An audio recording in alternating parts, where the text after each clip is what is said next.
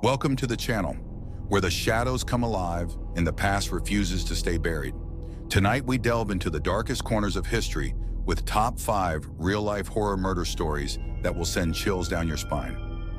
From cursed villages to unsolved mysteries, these tales of terror are not for the faint of heart. Each story is a haunting reminder that sometimes reality is far scarier than fiction. So turn off the lights, grab a blanket, and prepare yourself, because these stories will stay with you long after the video ends.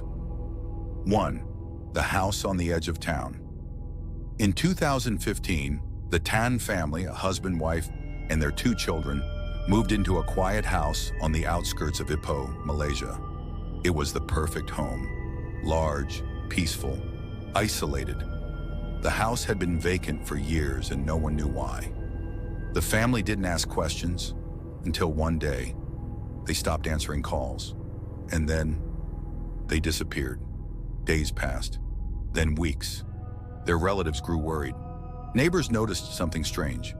The house was silent, but every night, lights would flicker on and off inside. Someone was still there, but no one ever saw who. Finally, a relative reported the disappearance. Police arrived and found the house locked from the inside. No one answered. They forced their way in. What they found was chilling. The house was immaculate. No signs of struggle. The furniture was in place, the dishes were clean, but the family was gone. Then they saw it. On the dining table, 5 plates, 5 sets of chopsticks. But the Tan family only had 4 people. So who was the 5th plate for? A search revealed no traces of the family, but in the daughter's bedroom, they found a small, hidden notebook. The last entry sent shivers down their spines. Mom says it's just the wind. Dad says it's just the old pipes. But I hear him. I hear him at night. The man in the walls. He's waiting. The police searched every inch of the house, but there was no one there. Then an officer noticed something. A small draft coming from behind a bookshelf. They pulled it aside. Behind it was a door that should not have existed. The officer stepped inside. The air was stale, suffocating. The room was tiny, barely big enough for a person to stand.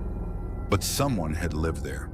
A worn-out mattress, empty food containers, and worst of all, a notebook filled with names.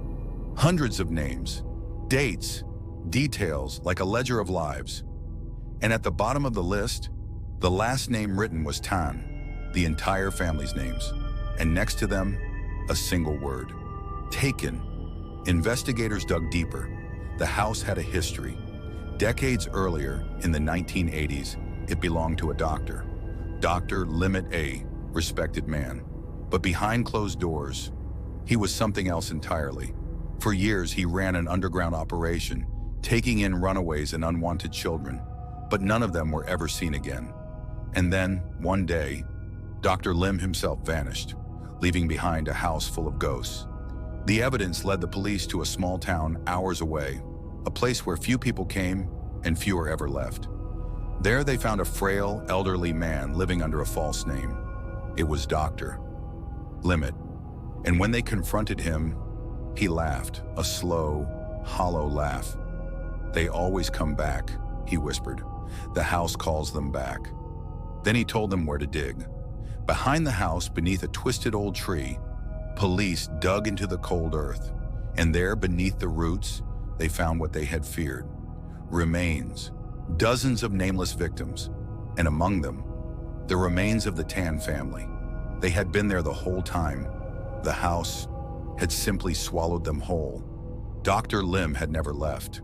Even after his crimes were exposed in the 1980s, he had hidden in his own home, watching, waiting for the next family to move in. The walls that protected him became his hunting ground. And when the Tan family arrived, they never stood a chance. Dr. Lim was arrested, charged with multiple murders spanning decades, but to his last breath, he never admitted guilt. "The house chose them," he whispered, "not me."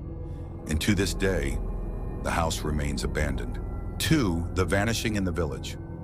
In 2007, in a rural province of West Bengal, India, a small village called Kajuria gained an eerie reputation.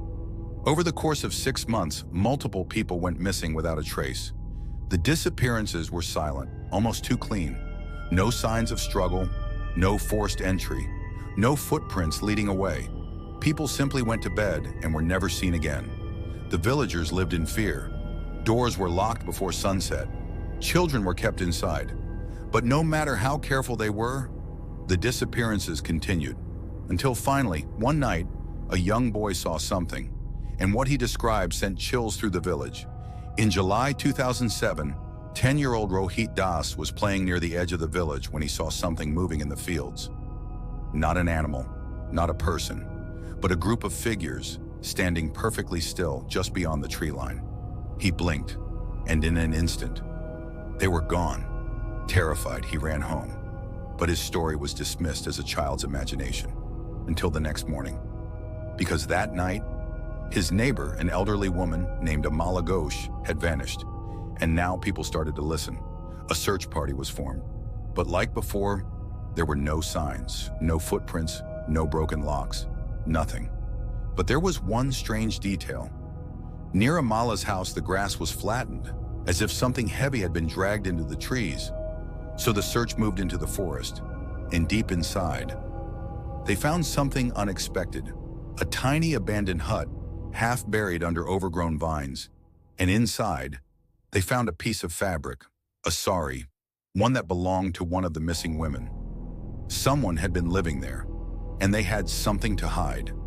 Days later, police began searching old wells that had long been covered up. Most were empty, until they found one that wasn't.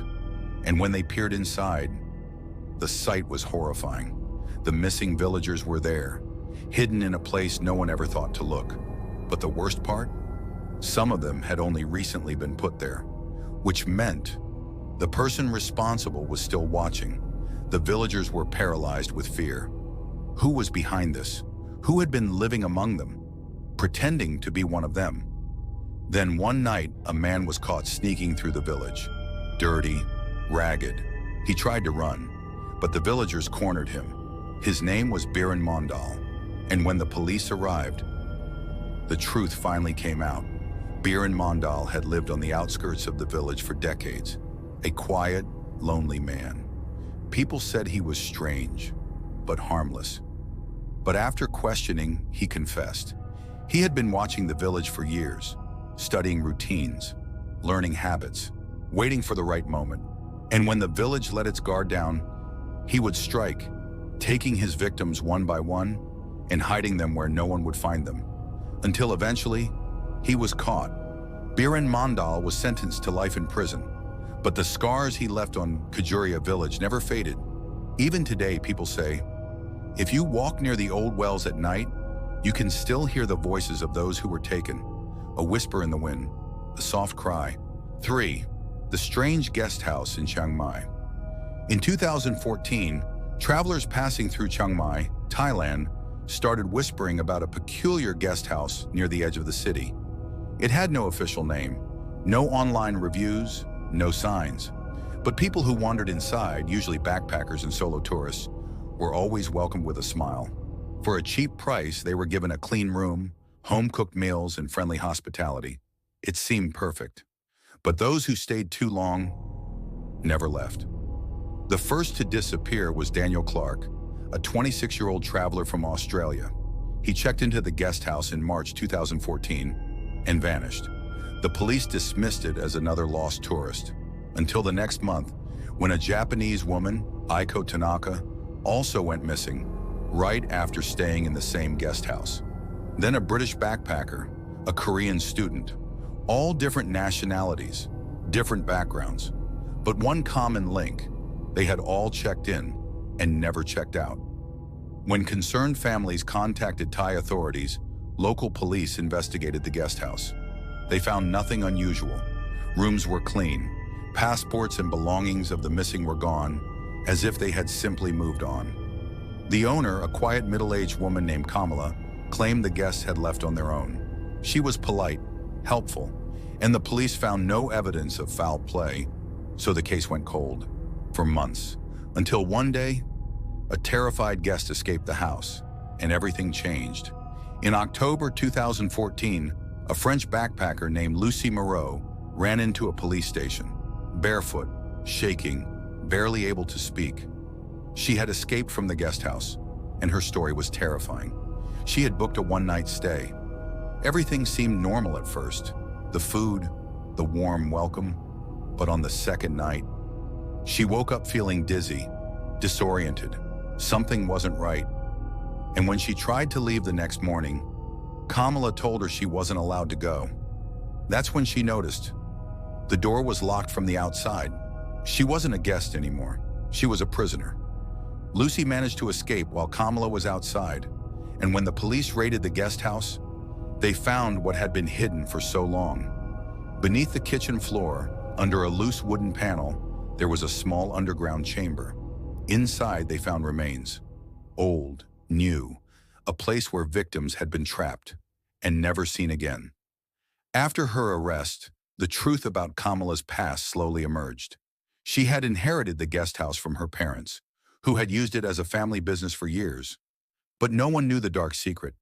Kamala's family had been luring travelers in for decades, offering them food, shelter, before making sure they never left. For years, the disappearances had been spaced out, careful, hidden, and finally the house gave up its secrets. Kamala was sentenced to life in prison. The guest house was demolished,